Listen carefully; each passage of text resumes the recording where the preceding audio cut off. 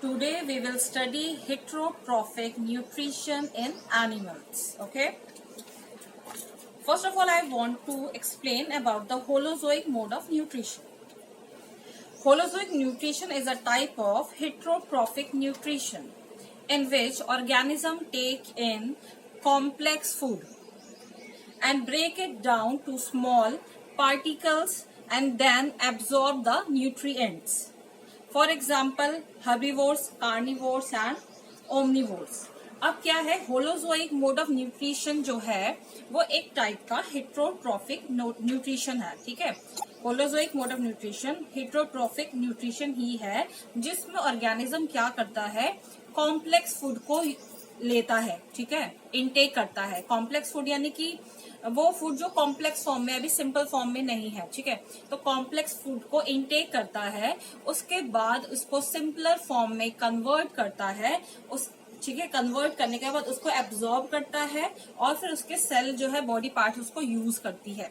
तो ये होता है आपका होलोजोइक मोड ऑफ न्यूट्रिशन, जिसके अंदर मैंने बताया कि हर्बीवोर्स भी आते हैं, कार्निवोर्स भी आते हैं और ओमनिवोर्स भी आते हैं. ठीक है, आई होप आपको पता है हर्बीवोर कौन होते हैं. ठीक है, कार्निवोर्स कौन होते हैं, और कार्निवोर्स आर फ्लैश ईटिंग और herbivores are plant eating and omnivores are, Hindi में बोलूं तो सर्व आहारी, यानी हर टाइप का खाना खाते हैं, जो वेजिटेरियन भी है, नॉन वेजिटेरियन भी है, तो वो हो गए ओमनिवोरस ऑर्गेनिजम्स. अब क्या है, जो होलोजोइक न्यूट्रिशन की बात कर ले हम.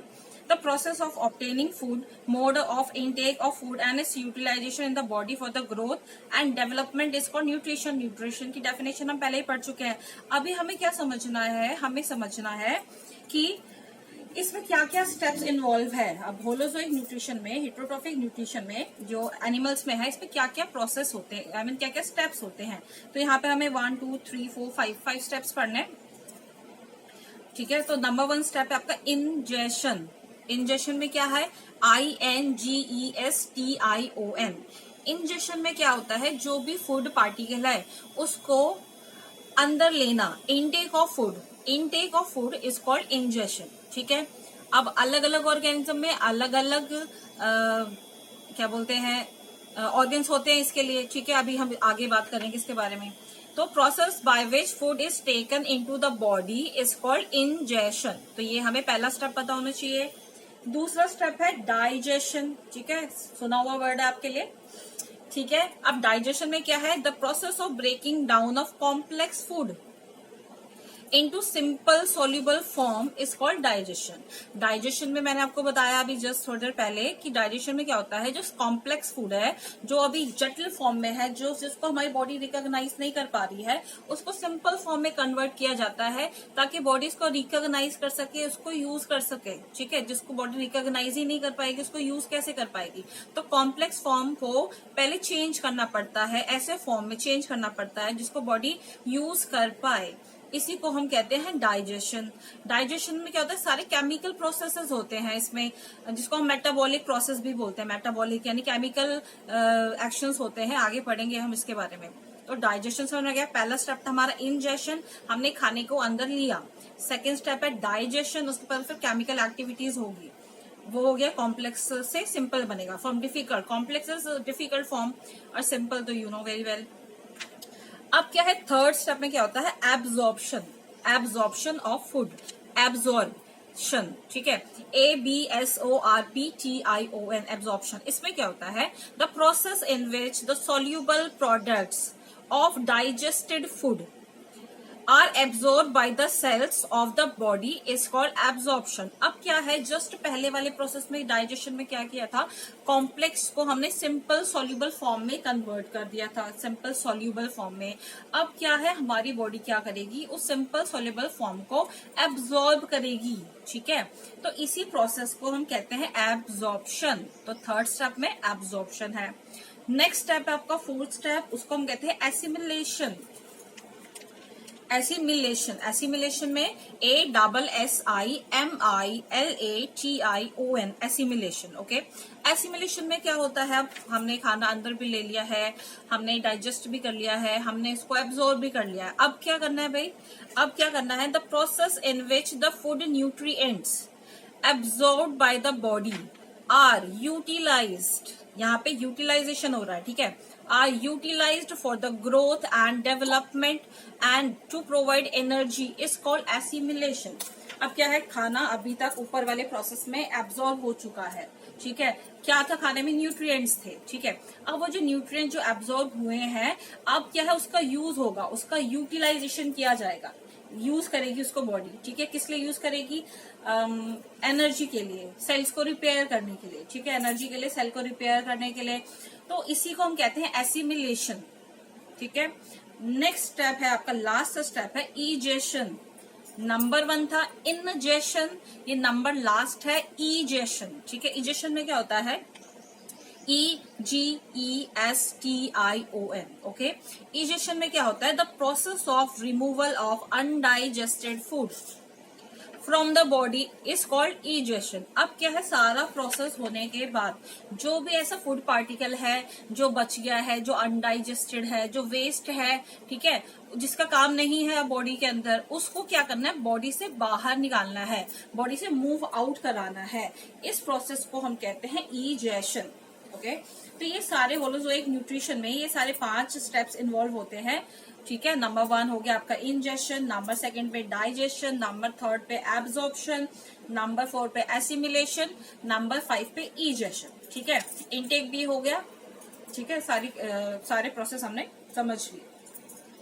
अब क्या हमें जानना है, हम अलग अलग ऑर्गेनिजम्स में इनटेक के लिए, खाने को अंदर लेने के लिए क्या क्या ऑर्गेन्स होते हैं या क्या क्या मेथड्स होते हैं, थोड़ा सा एक शॉर्ट देख लेते हैं shortly. Different mode of ingestion, ingestion के डिफरेंट मोड्स बता रहे हैं, ठीक है। इंजेशन की बात कर रहे हैं, फूड को अंदर लेना, हम इसकी बात कर रहे हैं। यहाँ पे क्या है, paramecium has a small thread like structure called cilia all over its body surface, it sweeps in food particles with the help of cilia. अब क्या है, पैरामीशियम की बात कर रहे हैं हम।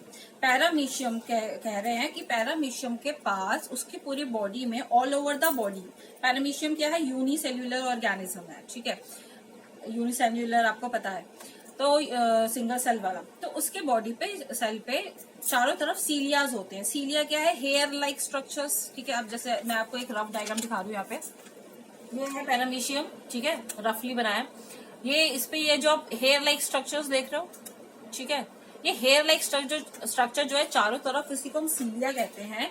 वो ये सीलिया क्या है, खाने को कैसे अपने बॉडी के अंदर लाने में हेल्प करता है, लाइक दिस, ठीक है। तो सीलिया पैरामीशियम में कैसे इंजेक्शन हो रहा है, किसकी हेल्प से इंजेक्शन हो रहा है, हमने ये समझ लिया। To gather its food, the paramecium uses its cilia to sweep a food into the cell mouth, cell के माउथ में खाना डालने के लिए, लाइक सेल में खाना पहुंचाने के लिए सीलिया हेल्प करती है। तो ये हो गया आपका इंजेक्शन, इंजेक्शन इन पैरामीशियम। अब और बात कर लेते हैं, इंसेक्ट्स लाइक बटरफ्लाई, अगर हम बटरफ्लाई की बात करें तो बटरफ्लाई में क्या होता है, एंड बीज, बटरफ्लाई एंड बीज की बात कर रहे हैं, सक nectar through a tubular structure called proboscis.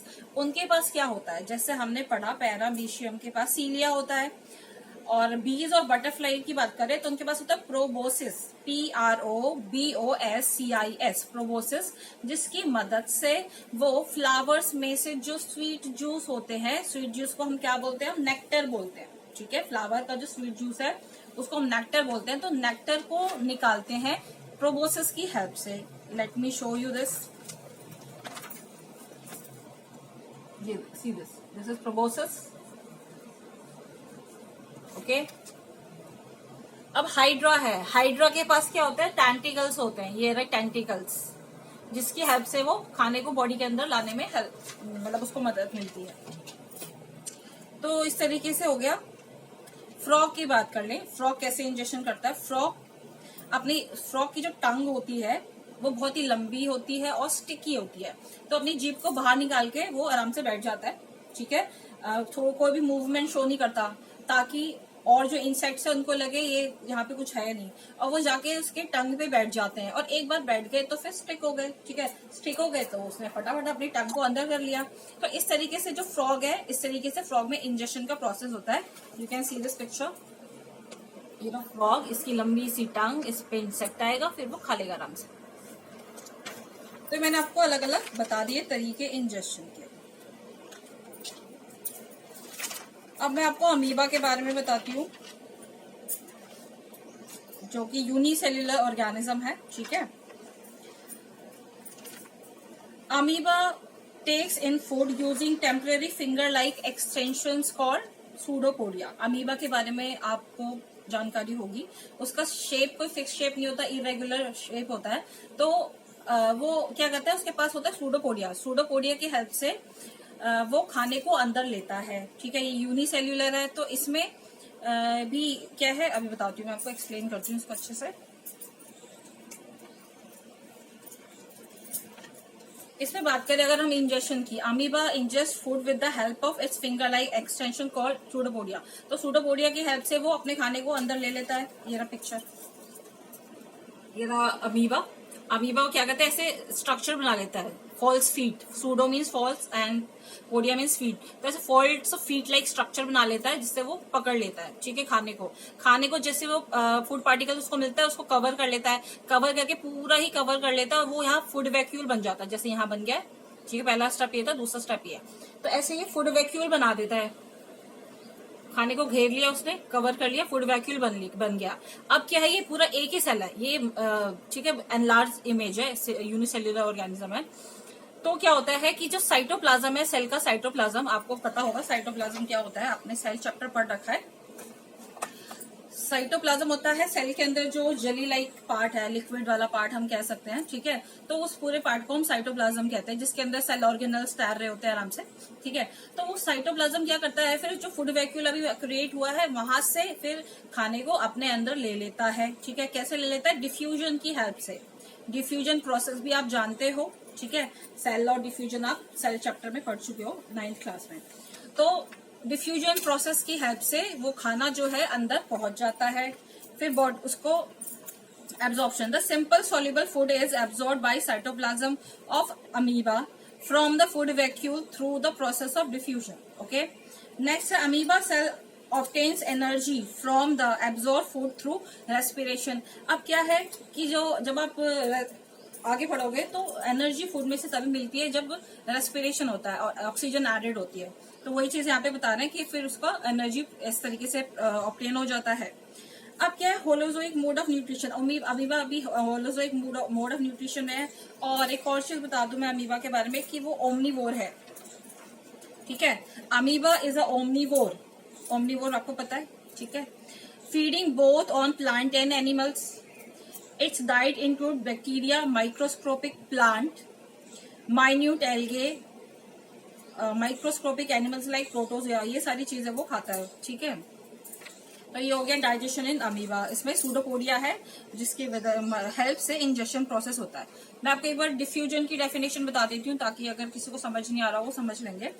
Diffusion is the net movement of anything from a region of higher concentration to a region of lower concentration. यानी कि डिफ्यूजन में क्या होता है, अगर हम सेल की बात करें, सेल है और सेल के बाहर है कोई चीज, अगर हम सेल और सेल की सराउंडिंग की बात कर रहे हैं, जैसे हमने 9th क्लास में पढ़ा था, तो उसमें सपोज हम चलो गैसेस से शुरू करते हैं। कार्बन डाइऑक्साइड है, सेल की बॉडी में अगर कार्बन डाइऑक्साइड ज्यादा है और बाहर कार्बन डाइऑक्साइड कम है, किस कंपैरिजन कर रहे हैं हम, सेल के अंदर का में कितनी कार्बन डाइऑक्साइड है और बाहर एनवायरनमेंट में कितनी कार्बन डाइऑक्साइड है। तो सेल के अंदर है ज्यादा कार्बन डाइऑक्साइड, तो अपने आप जो कार्बन डाइऑक्साइड है, क्योंकि इसका कॉन्सेंट्रेशन ज्यादा है, तो यहां से वो मूव करेगा और बाहर की तरफ चला जाएगा, ठीक है। और अगर सेल की बॉडी के अंदर ऑक्सीजन कम है और बाहर ऑक्सीजन ज्यादा है, तुलना करें कंपैरेटिव फॉर्म में, तो बाहर की जो ऑक्सीजन है वो अंदर आ जाएगी। क्यों? क्योंकि डिफ्यूजन में क्या होता है, जो भी चीज हायर कॉन्सेंट्रेशन में है वो वहां से मूव करना चाहेगी, कहाँ मूव करना चाहेगी, लोअर कॉन्सेंट्रेशन की तरफ। जैसे ऑक्सीजन बाहर ज्यादा है तो वो बाहर से वहां मूव करना चाहेगी जहां पे ऑक्सीजन कम है। जैसे कि सेल के अंदर अगर ऑक्सीजन कम है तो सेल के अंदर ऑक्सीजन जाना चाहेगी, ठीक है। ये होता है डिफ्यूजन, कि किसी भी चीज का मूव करना हाईएस्ट कॉन्सेंट्रेशन से लोअर कॉन्सेंट्रेशन की तरफ। ओके।